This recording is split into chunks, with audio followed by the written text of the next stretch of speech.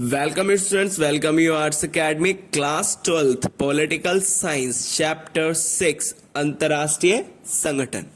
Previous class में हमने इसके परिचय के ऊपर बात किया और आज की क्लास का जो हमारा टॉपिक है वो है हमें अंतरराष्ट्रीय संगठन क्यों चाहिए। मतलब कि हमें अंतरराष्ट्रीय संगठनों की जरूरत क्यों होती है। क्वेश्चन आपसे ऐसे ही पूछेगा कि अंतरराष्ट्रीय संगठनों की क्या भूमिका होती है, या फिर ये भी पूछ सकता है कि अंतरराष्ट्रीय संगठनों की हमें जरूरत क्यों होती है, या फिर अंतरराष्ट्रीय संगठन हमारे लिए जरूरी क्यों होते हैं। तो इसमें टोटल यही पूछा जाएगा कि अंतरराष्ट्रीय संगठनों की क्यों आवश्यकता है, क्यों जरूरी है। और आप सभी को ये पता है कि अंतरराष्ट्रीय जो संगठन होते हैं, इंटरनेशनल ऑर्गेनाइजेशंस जो होती है, इसको कोई एक देश नहीं बनाता, एक नेशन या कंट्री नहीं बनाती, बल्कि कई सारे नेशंस, कंट्री, देश मिलकर अंतरराष्ट्रीय संगठनों को बनाते हैं। तो आज की क्लास में हम यही बात करेंगे कि अंतरराष्ट्रीय संगठन हमारे लिए क्यों जरूरी है या हमें उनकी जरूरत क्यों है। तो सबसे पहला कारण इसमें निकल के आता है अंतरराष्ट्रीय विवादों का शांतिपूर्वक हल निकालने के लिए हमें किसकी जरूरत होती है, अंतरराष्ट्रीय संगठन की। मैंने आपको अभी बताया कि जो अंतरराष्ट्रीय संगठन होते हैं, इसको समझते हैं इस पॉइंट को। मैंने इसमें यह बताया कि अंतरराष्ट्रीय जो संगठन होते हैं वो विवादों का क्या करते हैं, निपटारा करते हैं, वो भी कैसे, शांतिपूर्वक। तो इसमें एग्जाम्पल के थ्रू मानते हैं। एग्जाम्पल में मैंने आपको भी बताया कि अंतरराष्ट्रीय जो संगठन होता है उसको एक देश नहीं बल्कि कई सारे देश मिलकर बनाते हैं। तो इसमें मान लीजिए दो देश हैं, उनके बीच में कोई विवाद हो रहा है, कोई जमीन को लेकर कोई लड़ाई चल रही है या फिर कोई नदी को लेकर लड़ाई चल रही है, और ये दोनों देश उस एक अंतरराष्ट्रीय संगठन के क्या है, मेंबर्स हैं। तो इनके जो विवाद हो रहा है तो इसका फैसला जो करेगा वो अंतरराष्ट्रीय संगठन करेगा, और अंतरराष्ट्रीय संगठन ये देखेगा कि कैसे जो इनके बीच में इशू क्रिएट हो रहा है, विवाद हो रहा है, उसका निपटारा, उसको खत्म कैसे किया जा सके शांतिपूर्वक तरीके से, बिना युद्ध और लड़ाई के। क्योंकि आप सभी को पता है कि युद्ध से सबसे ज्यादा जान और इसके साथ साथ सामान, इन दोनों की हानि होती है। तो इसलिए अंतरराष्ट्रीय जो संगठन है उसका सबसे मेन काम क्या है, शांति स्थापित करना। शांति स्थापित किसके बीच में करेगा, जो उसके सदस्य देशों के बीच में और विश्व के बीच में वो शांति स्थापित करेगा। क्योंकि हमें पता है कि युद्ध का सिर्फ और सिर्फ परिणाम क्या होता है, हानि। जान के साथ साथ जो उनके देश की संपदा, संसाधन होते हैं, रिसोर्सेज होते हैं, उनकी भी क्या होती है, हानि होती है। तो इसलिए सबसे पहले जो इसमें कारण निकल के आया कि हमें अंतरराष्ट्रीय संगठन इसलिए चाहिए क्योंकि हमें क्या करना है, जो विवादों का निपटारा है। अंतरराष्ट्रीय विवाद मतलब एक देश का दूसरे देश के साथ जो विवाद हो रहे हैं उनका शांतिपूर्वक क्या निकाला जा सके, हल निकाला जा सके। इसलिए हमें अंतरराष्ट्रीय संगठनों की क्या है, जरूरत है।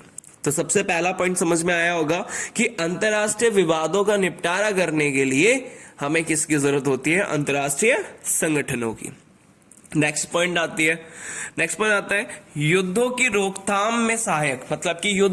मतलब कि आपको अभी बताया कि जब कभी कोई देश या मतलब एक देश दूसरे देश के साथ कभी उसके संबंध ज्यादा अच्छे नहीं रहते, कई बार उनके झगड़े हो जाते हैं, लड़ाइयां हो जाती है, तो धीरे धीरे करके ये एक युद्ध का रूप लेना शुरू हो जाती है।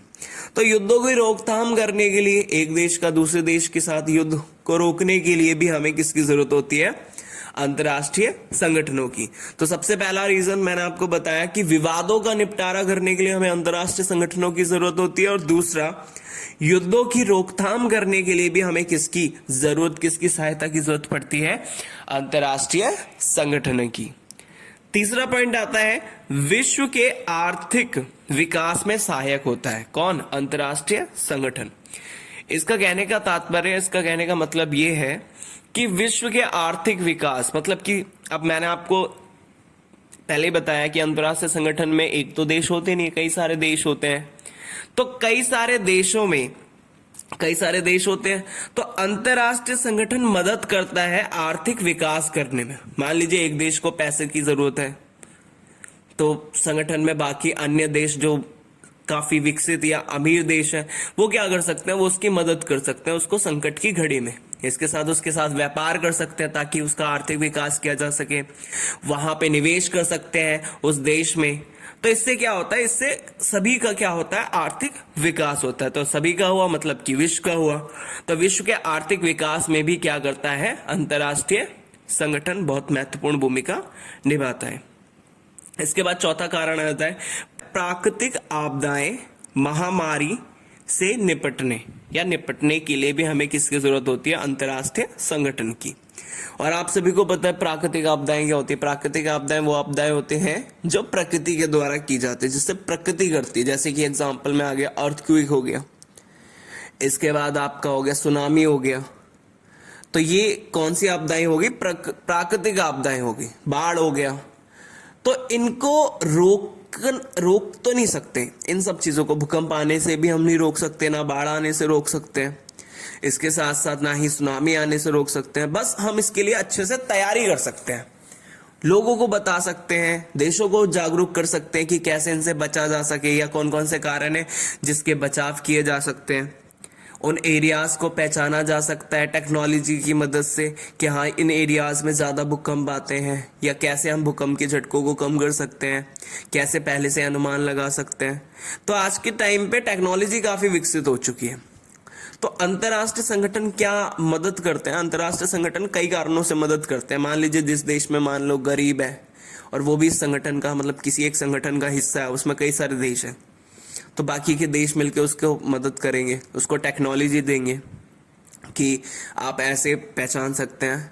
इसके साथ साथ वो तरीके बताएंगे कि भूकंप के लिए कैसे हम बचाव कर सकते हैं, और इसके साथ साथ ऐसे घर बनाना या फिर ऐसे बचाव करना, ये मदद करके वो सपोर्ट कर सकते हैं। और अगर बाद में अगर जैसे सुनामी आ गया या भूकंप आ गया, तो उसको फिर से उभरने के लिए, उस प्राकृतिक आपदा से निकलने के लिए ये देश उसको मदद भी कर सकते हैं।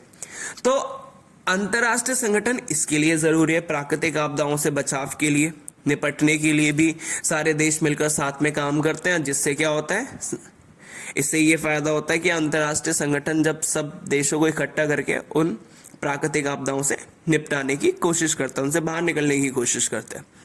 इसके बाद महामारियों से निपटने के लिए भी मदद करता है। और आज के टाइम पे सभी को पता है कि महामारी मतलब क्या होता है। महामारी मतलब होता है जो एक से दूसरे इंसान पे इजीली पहुंच जाती है, कम्युनिकेबल डिजीज होती है, जो एक दूसरे के संपर्क में होने के साथ मतलब एक दूसरे से संपर्क में आने से हो जाती है। जैसे कि चल रही है एग्जाम्पल में वायरस हो जाते हैं जो एक से दूसरे में चले जाते हैं। इसके बाद जैसे कि आपने रिसेंटली चल रहा है कोविड-19 कोरोना वायरस, तो ये कौन सी डिजीज में आ जाती है, कम्युनिकेबल डिजीज में आ जाती है। ये इजीली एक दूसरे से दूसरे देशों में मतलब कि एक व्यक्ति से दूसरे व्यक्ति में पहुंच जाता है। ऐसे फिर वो देशों में भी पहुंच जाते हैं, देशों में फिर वो पूरे विश्व में इजीली पहुंच जाते हैं, क्योंकि कम्युनिकेबल डिजीज है। एक व्यक्ति से दूसरे व्यक्ति में संपर्क हुआ, दूसरे से तीसरा, तो ऐसे करते करते पूरे के पूरे ऑलमोस्ट सभी जगह फैल जाता है।